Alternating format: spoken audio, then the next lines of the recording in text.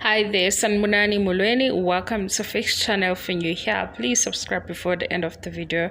If returning, thank you for love and support. I appreciate you. Izingane Zesthembu Uthando Nesthembu Makhumalo. Bengibuza umbuzo ke guys kulaba abaziyo because ezinye izinto ziyazidlula. Lapha yakweGagasi FM ukuthi uMakhumalo ufike nini?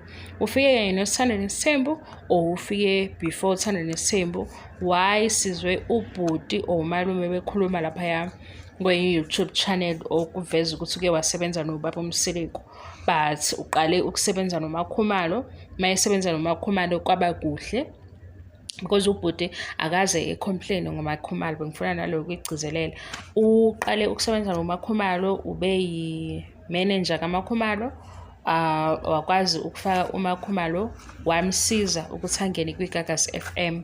So mayengena kwiGagasi FM isikhathi sakhe besiba sincane, ubengenayo i-show ephelele ngathi hour into enjalo. So ngoba ke sibuka Uthando Nesthembu, abanye uMakhumalo samazi uThando Nesthembu, abanye bamaze before. Yileyo nto bengifuna ukuyizwisisa kahle ukuze sibambe inkulumo ya malume. Mase sibamba ukuthi okuvela ukuthi kuyiqiniso ikuphi nakuphi, okusho ukuthi ke le part yokuthi uMakhumalo ube kwiGagasi ubesevele esebenza before sibone Uthando Nesthembu iyiqiniso, ukuthi uMakhumalo ubengena isikhathi sibe sincane. Waphuma kwiGagasi wangena kule radio station yesibili, lana ke abese ne-show yakhe because besimbona ke laphayana beyeposte futhi naku-social media wakhe sibone enza i-show. Ngicabanga ukuthi ngapha kule show, kule radio station athole khona i-show yakhe iyona mhlambe emkhuphule kakhulu because besivele sesimazi uMakhumalo wakho Uthando Nesthembu, uMakhumalo motivational speaker, MC nokunye. Wafika laphayana ke wasethola i-show eyi-hour noma ngaphezu kwe-hour, ngoba laphaya kule radio station noma ingasenabo ngoba nakhona ngisamboni ubevela ke isikhathi eside. Nizwile ke guys, yes, uMakhumalo ube kwiGagasi before Uthando Nesthembu. Umalume lo ezinye izinto ayikhulumayo okusho ukuthi zineqiniso. Inkinga ke abantu indlela abalalela ngayo, yazi mina bengingafisi ukuthi bexabane kulento ayishoyo ngoba ikhona isolution. Mayethi Thando Nesthembu season 1 olungisiwe, okusho ukuthi yena unalo wokuqala. Guys, niyakhumbula engizobheka la ukuze ngitshele into eqondile, kodwa khona la ophele khona Uthando Nesthembu abanye bedidekile. Yazi ukuthi bedidekile beku season 5 or 6, kodwa ngicabanga 5. Umseleko ubenza enye i-show ku-SABC 1, ihlahla lakhe isimuzi. Ihlahla lakhe isimuzi enomndeni wakhe, kanti ngapha kuThando Nesthembu ziyakhala. Manje abantu ku-social media sebethi kanti amanga yonke le, kanti akufani. Ihlahla lakhe isimuzi babesho ukuthi besikhombisa ukuthi benze njani ngalesi sikhathi bewumndeni, kwenzakalani, sabona iculo laba becula ingane, izinto ababezenza kanjani. Ngapha iyaphela i-season, mayiphela ngicasibe ku season 5 because season 5 lo ophele ngempela kumiwe eminyango umacele ngalana ethi beku season 5, kodwa ngizoconfirm ngoba season 5 ilo phele besale bekhuluma ngoMangwabi ukuthi uMsileko uhlaleleni noMangwabi makuwukuthi umpintshekile, wathi uMsileko ugcina izithembiso zakhe.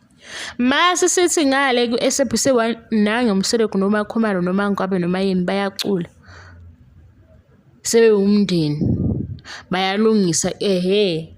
Yabona ngithi leya ihlahla lakhe isimuzi bayenze yahluka, yaphuma kuThando Nesthembu. Ayikho phela leya episode kuThando Nesthembu, bayenze nje yahluka yodwa. So makuno season 1 esingawazi, sesibabuka isikhathi eside kangaka baze benza i-show yey'ngane, singawubuka lo season 1 kuwukuthi ungabe ufakwe kuphi. Kube nemali, kukhokhwa indaba yemali, because mangibheka into yabo leya yasizingane Uthando Nesthembu inemali. Manje indlela okuza ngayo imibono ezayo ukuthi sekukhona abantu abalalela loya bhuti ngokuthi ubaba uMseleko umkhulu kade bamazi. Abasayizwanga yonke into ayishoyo enye. Nokuthi-ke beqhubeke bexabane ngoba ushilo phela ukuthi hayi sekuyinto eyadlula but kwenzakalani because ubuziwe. Washo ukuthi ubengathanda ukukhuluma ngakho kodwa kwenzeka kanje. UMseleko futhi owafika kulo malume because ubekade esebenza noMakhumalo. Akusiyo wangqongqoza kuye wathi ufuna ukumenzela 1 2 3 but uMseleko uthi wayesezamile wazama bonke akabaziyo ko-TV o-connection bakhona kwasho ukuthi bayanqaba. Wafika-ke kulo malume, mayefika lo malume wakwazi ukuthi bazonokha kuluphi office bebavulele. And le nto ayisho ngoThando Nesthembu ekuqaleni ukuthi inhloso yayo kwakuyini, ile nami engiyazi nge-interview, ile nami engiyazi nge-magazine, because ngathi le show angiyazi ekuqaleni kodwa nje ngikuzwa ku-tricky ukuthi why kube ubaba ozobe ekhulumela abantu besifazane or abe nesithembu kodwa isithembu sakhe sivele ngathi umela abantu besifazane obuya abakhulumela. Yenzeka kanjani le ndaba?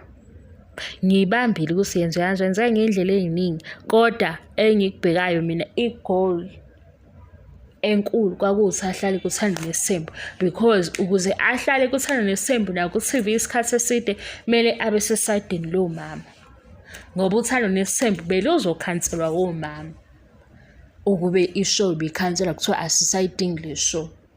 Omama futhi aba-obsessed ngoThando Nesthembu nangomSeleko namakhosikazi akhe, yibo futhi abangasithandi isithembu.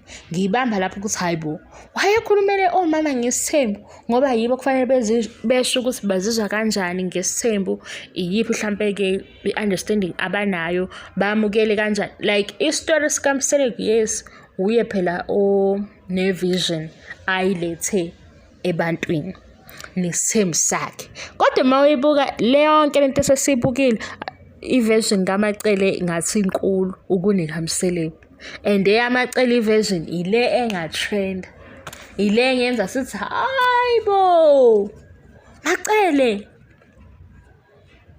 yabo. Manje sayibona ukuthi ivaleka kanjani i-version kaMacele sekunomSeleko phambili. Asisekho-ke lapho bengizoconfirma nje indaba ye-radio igagasi noMakhumalo ukuthi uqale nini khona ngoba bese sididekile. Ukudideka kwethu bese sithi mhlambe ubhuti unephutha ngoba mayeshuthe kuqala noMakhumalo, waye uMakhumalo engazwakalanga kwigagasi ngoba ngisikuyavela ukuthi usebenze kuqala noMakhumalo, okusho ukuthi uMakhumalo umsebenzi wakhe besukhona already, esenabo abantu abamaziwe mazelapho kwigagasi. But manje masizobheka phansi wethi hayi asikaze simuze kwigagasi, ilana ke sesiqala ungamthembiki kuleya interview yakho ubhuti ukuthi uma engazwakalanga kwigagasi pho usebenzeni naye uMakhumalo. Kodwa siyathusa ezinye izinto-ke ezingichaze ngisusa abandla ukuthi phela mase abantu uma sibabuka isikhathi eside kuba sengathi ubazele eduzane, mase kuvela enye into ukuthi hayi bo bake benze nje masuthi hawu yabo. Asivaleke la, sengivuka umoya wami wokuhleba. Thank you so much for your love and support. Ngiyabonga, angiqedi, bye.